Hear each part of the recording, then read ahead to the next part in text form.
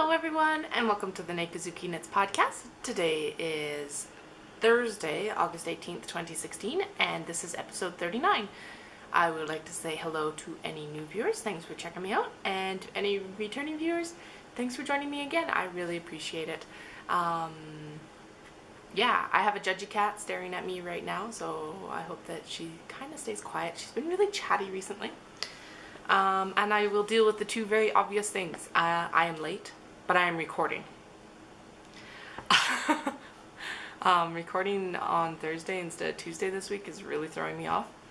But the reason, which is the other obvious thing, actually a very obvious thing, is I let my vanity get the better of me, and I went and got my hair dyed yesterday so that I actually looked presentable for the camera.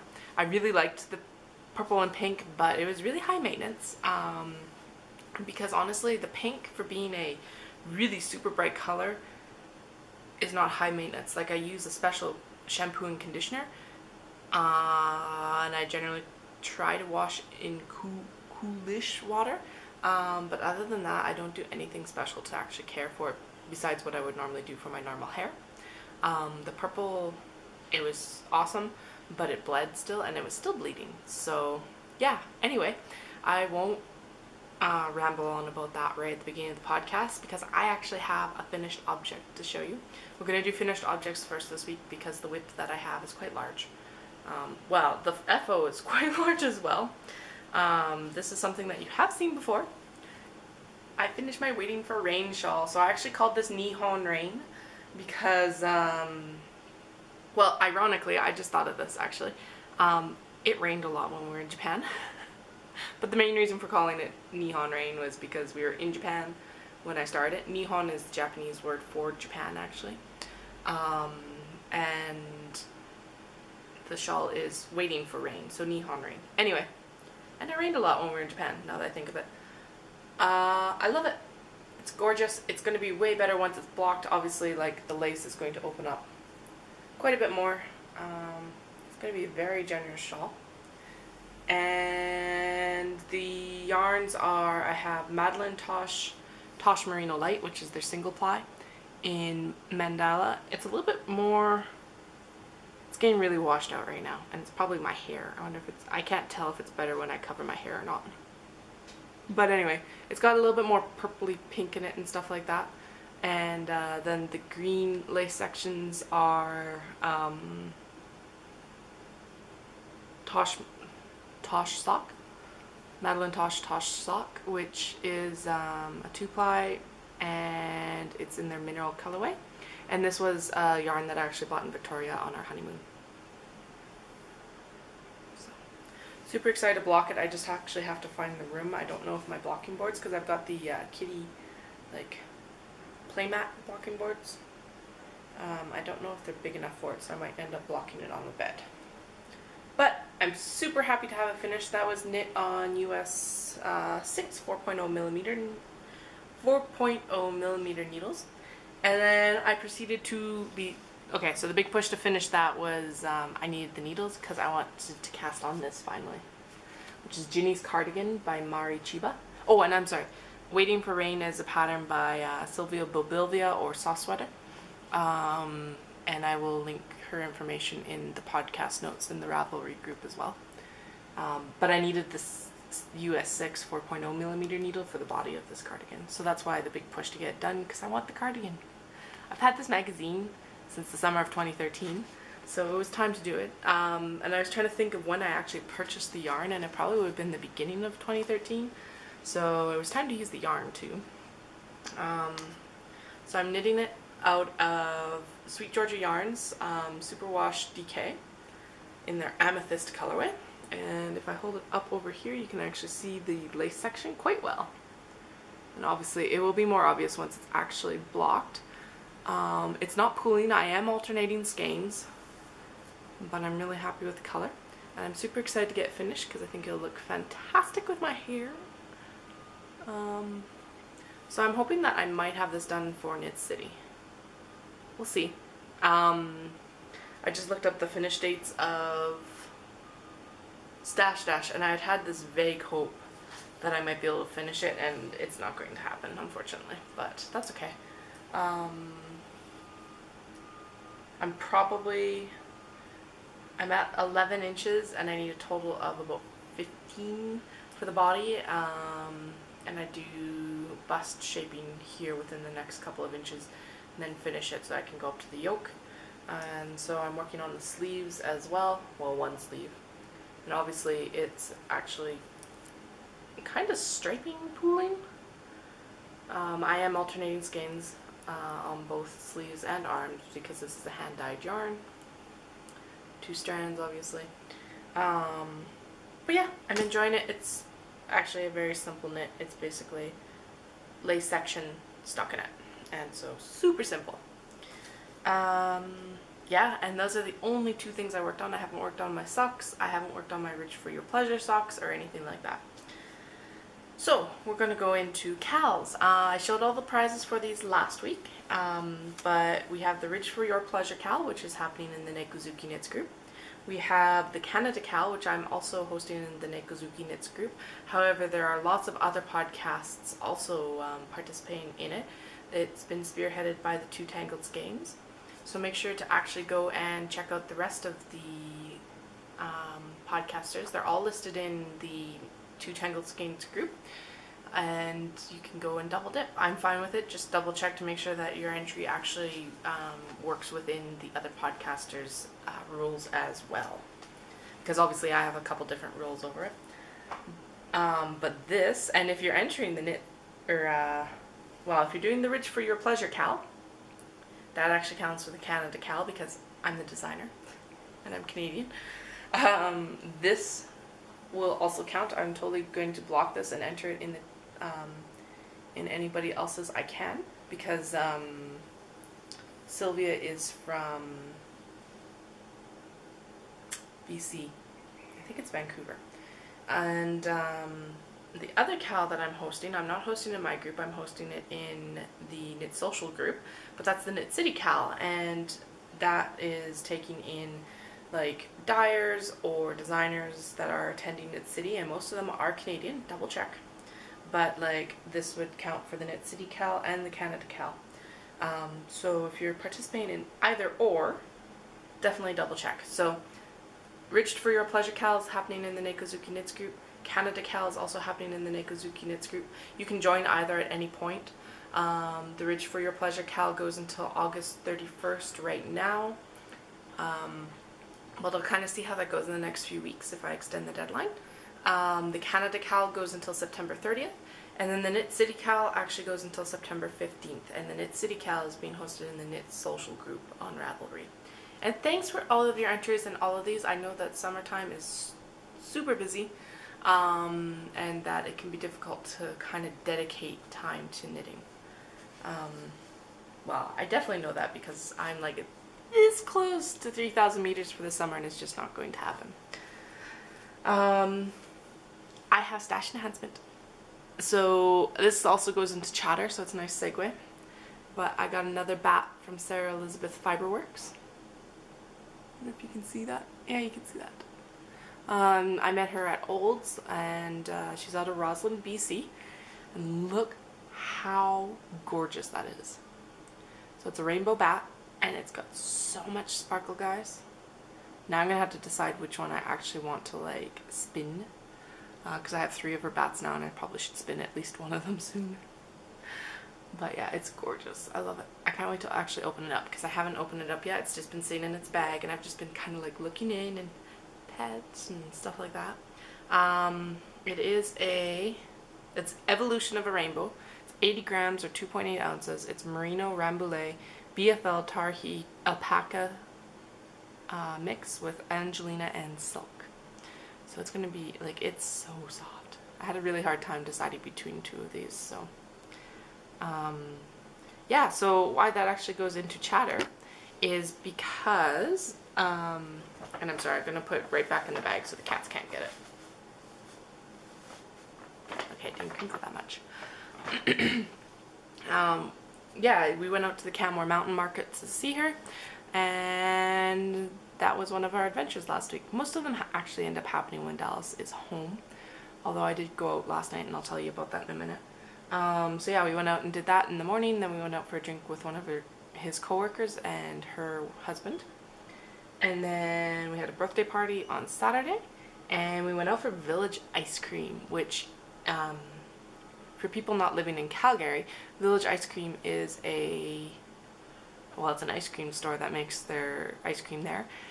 But I think the best part is they actually make their own waffle cones, and they were so good. My favorite ice cream is still Island Farms out of Victoria, but this was really close and easier to access. Because a lot of the Island Farms flavors don't make it into Alberta, we ended up being able to get it at the Stampede. But that's the only place that I've actually seen it outside of BC, except for the tubs of vanilla. So, yeah. And then last night I went out with my brother and sister-in-laws for the pink party at Briggs Kitchen and Bar down in 10th Ave in Calgary. And if you ever get a chance to go out for dinner at Briggs, definitely take it. It's really good. Last night was, they called it the pink party. It was, or the pink event. It was it was a wine tasting event with food pairings, and so that was really enjoyable as well. Lots of people there, that was really good, and yeah, first one's there pretty much, and last one's out, so it was awesome. So that brings me right into actual shop news. So I'm going to pause the camera here. You won't really notice it because of, hopefully you won't notice it that much, and I'll grab the bags and go through what will be in the shop update. So if you don't want to listen to that, this is a good time to head out, and I will chat with you all in a week. I'll chat with you on Tuesday like I'm supposed to. And if you want to see the bags going up into the shop update, stick around. Alright, so I've got a lot of bags. I think there's 25 going up. I'm having my niece come over to take photos later today. And I'm planning that the update will be going up. I wrote it down 1 second. It should go up on Sunday, August 21st, 2016 at noon Mountain Daylight Time. So that will be 1 o'clock Central, 2 o'clock Eastern, and 11 a.m. Pacific. And yeah, Daylight Time just means that you've moved ahead, where Standard Time just means that you haven't moved ahead. So we are Daylight Time right now, so that's why I always say Daylight Time, just in case. So we're going to start with the first one here. There are sparkly pieces of Angelina all over it because the bat was on it. There we go. So this update is going to be all big bags. Big bags are good for large sweaters, large large chested, for men, women, or like sock yarn blankets or blanket bags, whatever you'd like, or just, you know, because they're cool. They show off the prints really nice because they are a large canvas for them.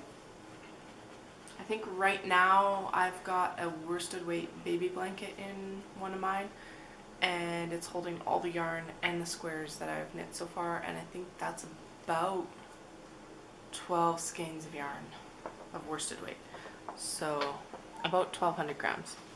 Anyway, nice and big, nice big wide wedging, and so I've got a marvel bag, matching handle.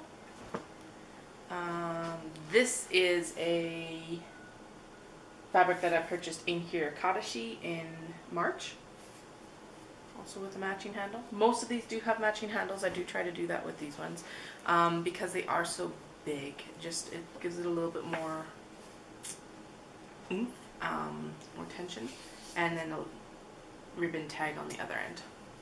Black cats with doilies. If you've been watching for a while, you've seen this fabric a few times. Still super popular though. This one you're going to have to virtually arm wrestle people for. This is one that I purchased in Kyoto in March, and I will make sure I trim all my thread ends before I send this. And this is Dahlia. So yeah, just super cute. I love the little Scottish fold guy here. Yeah. So I've got one in white and blue, and then I also have it available in brown tonal. I'm not usually a big fan of browns, but I do really like this one. That's showing up kind of green. It is not greeny brown, it is brown. Like a dark khaki. Bright cherry blossoms. We'll let the camera adjust to that. Multicolor hedgehogs. Happy sushi. This is a replacement because I sold the one in Olds. And also because it's super cute. This is a new North American fabric. This is Social Media Kittens. And it's more or less the same on the other side as well for prints. Super cute, I like that one. This is also another fabric I don't think I've shown before. Deep Stash. It's just kind of shiny chrysanthemums. Japanese inspired. The Luau Kittens. Sorry, Dahlia is... she is obsessed with fabric. So she was trying to knock over the bags. Vacation Kittens. Or Luau Kittens. I can't remember what I called these guys.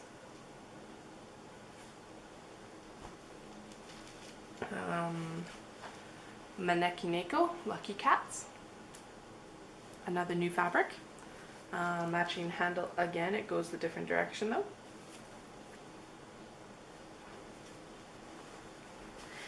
Other hedgehogs. This is another one that I picked up when I was in Japan in March and April. Or this year, I should just say. Earlier this year. Blue tab to match. Blue zipper, and then matching hedgehogs. Sheep. You've seen this one before as well. Some of these fabrics I am getting down to the last of it, so just if you want anything out of them, let me know before I start cutting up for Calgary. I am more than happy to do custom orders. I just need to know before I use up the fabrics because obviously all of these are in limited supply. More cats. Chubby kitties! This bag demands more cats on both sides. And I used a little bit heavier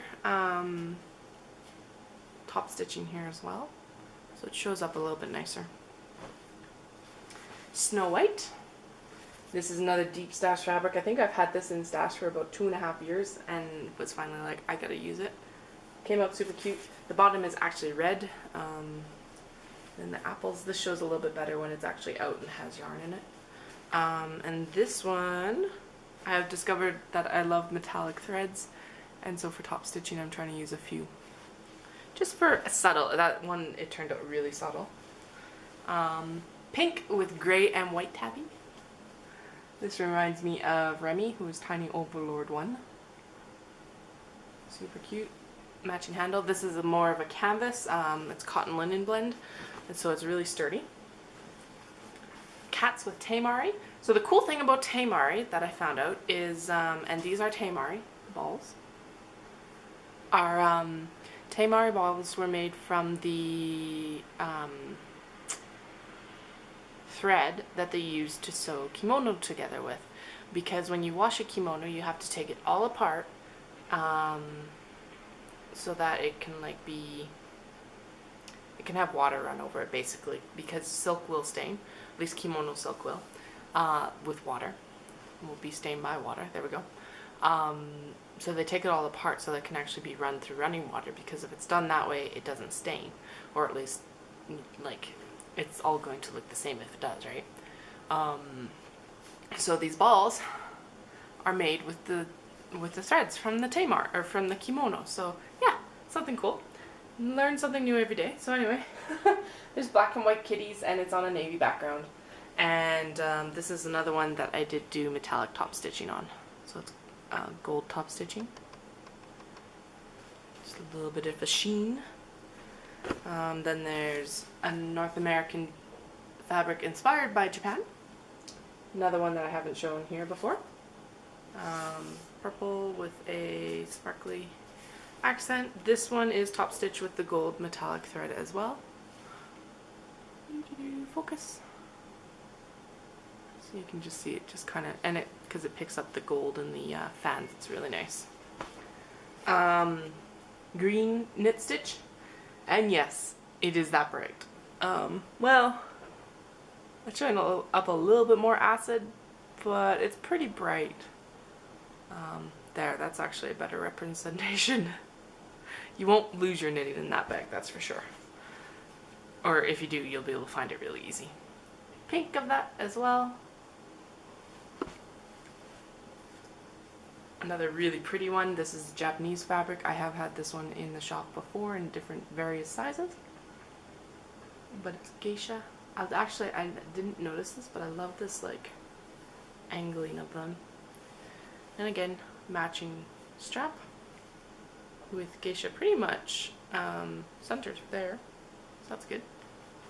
Didn't notice that before. A second one of this Snow White bag. There are only going to ever be 2 of these because I have not seen this fabric again. Yeah, so if you want it, definitely come over and take a look. Again, metallic top stitching as well. These are pretty close to the same, so I'm going to list them in the same listing. The only small difference is there's a little bit more red in the bottom here. Then, a super popular print on beige. I have a pink version of the Fairy Tales fabric. Let's see. Oh yeah, okay. There's Beauty and the Beast right side up. And then on the other side, Rapunzel is right side up. As well as Snow White. Although I like the Once Upon a Time on this side. Being right side up. So yeah, so and then pink with black polka dot ribbon and a matching handle with Rapunzel on it. And then a Cheery Men. Now, this is a really difficult one because the Cheery Men actually has this really subtle texture, and as soon as it touches water, it loses the texture. So with this one, I would recommend spot clean only. All my other ones can actually be thrown in the washing machine. With the remainder of this fabric, I have to decide what I'm going to do. So I'm not 100% yet, but it's so gorgeous, and I did do metallic top stitching on this as well. And it's just super pretty, and I love it. And it's another one that I got in Japan, so of course I feel very partial towards it. So, anyway, this week I am going to be focusing on bags made from Obi. So those will be in the next update, and I will also be showing them on the podcast, obviously at least before shows if I don't do an update before then. I am going to try to have this update and then probably one towards the end of September, right before Knit City. Just for anybody who is unable to attend, they can actually have access to the bags. I am also still working on vinyl bags as well. I am pretty confident in the design that I have right now. I will only ever be offering wedge bags in this because the vinyl is very difficult to sew. Or at least I find it difficult to sew and to kind of manage. But I will have some of those available in one of the shop updates upcoming, and at Knit City as well. I will have a limited quantity. So yeah, if you have any questions, let me know. You can contact me on Etsy or any of my other social media platforms. I am more than happy to do any custom orders, so if you did see any fabrics today, message me and I can at least let you know if I have more fabric available for custom orders. And otherwise, have a lovely week, and I will chat with you on Tuesday. Thanks guys! Bye!